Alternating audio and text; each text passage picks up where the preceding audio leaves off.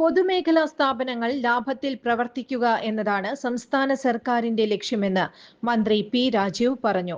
നവീകരണ പ്രവർത്തനങ്ങൾ പൂർത്തിയാക്കിയ തൃശൂർ സഹകരണ സ്പിന്നിംഗ് മില്ലിന്റെ ഉദ്ഘാടനം നിർവഹിച്ചു സംസാരിക്കുകയായിരുന്നു അദ്ദേഹം.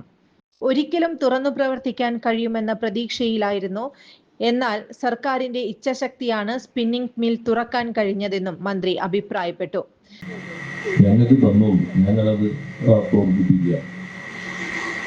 അപ്പോൾ നമ്മുടെ രാധാകൃഷ്ണൻ മന്ത്രിയും എൻ്റെയൊക്കെ സുഹൃത്തായിട്ടുള്ള കേന്ദ്ര വ്യവസായ മന്ത്രി ടെക്സ്റ്റൈൽ മന്ത്രി പറഞ്ഞു, ടെക്സ്റ്റൈലൊന്നും ഗവൺമെൻറ് നടക്കേണ്ട കാര്യമില്ല.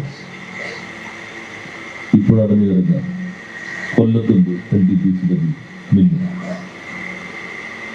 ഇതാണ് രണ്ട് സമീപനങ്ങൾ തമ്മിലുള്ള വ്യത്യാസം.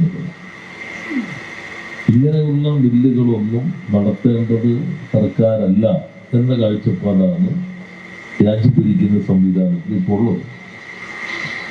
എന്നാൽ അതിൽ നിന്ന് വ്യത്യസ്തമാണ് കേരളത്തിലെ ഗവൺമെന്റിന്റെ കാഴ്ചപ്പാട്.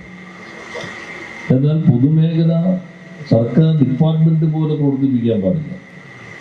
എപ്പോഴും കാശ് സർക്കാർ കൊടുത്തുകൊണ്ടിരിക്കുക, പിന്നെ ചോദിക്കുമ്പോൾ കൊടുക്കുക, പിന്നെ കറണ്ടിന്റെ കാശ് കൊടുക്കുക, പിന്നെ ശമ്പളം കൊടുക്കുക, പിന്നെ PF കൊടുക്കുക. അങ്ങനെ കൊടുത്തുകൊണ്ട് പൊതുമേഖലാ സ്ഥാപനം കൊണ്ടുപോകുന്നില്ല. പൊതുമേഖലാ സ്ഥാപനം ശക്തിപ്പെടുത്തി മത്സരക്ഷമമാക്കി ലാഭകരമാക്കുക, ഇതാണ് സർക്കാരിന്റെ കാഴ്ചപ്പാട്. അതിൽ ചില മേഖലകൾക്ക് കുറെ കൂടി പരിഗണന കൊടുത്തിട്ടുണ്ട്. ഇപ്പോ ഇവിടെ സൂചിപ്പിക്കുകയുണ്ടായിരുന്നു, ജപകുമാറും അതുപോലെ ചിത്രപ്പള്ളി സൂചിപ്പിച്ചു. എല്ലാം കൂടി വരുമ്പോൾ 50-60 കോടി കൊടുത്തിട്ടുണ്ട്.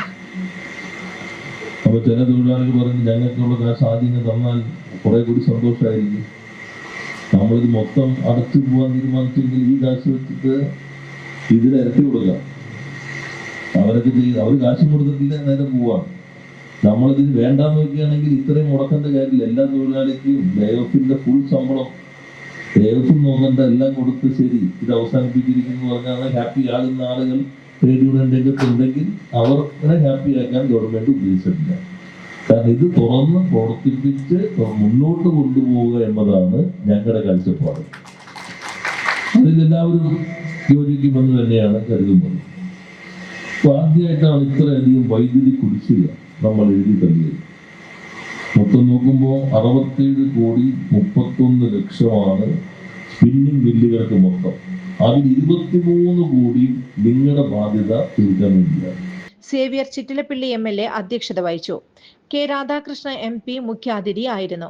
ജില്ലാ പഞ്ചായത്ത് പ്രസിഡന്റ് മേരി തോമസ്, നഗരസഭാ vice chairperson PN Surendran, mill chairman doctor KS Kripakumar, block panchayat president KV Nafeesa, Thekkumkara panchayat president, block standing committee chairman TV Sunilkumar, AB Thomas, NK Pramod Kumar, K Ajith Kumar, MV Aravindakshan എന്നിവർ പങ്കെടുത്തു.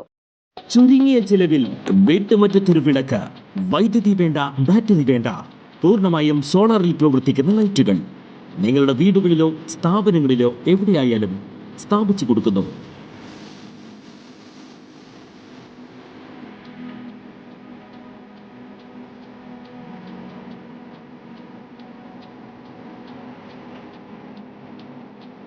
ഹാർഡോൾ സോളാർ ലൈറ്റ്സ്.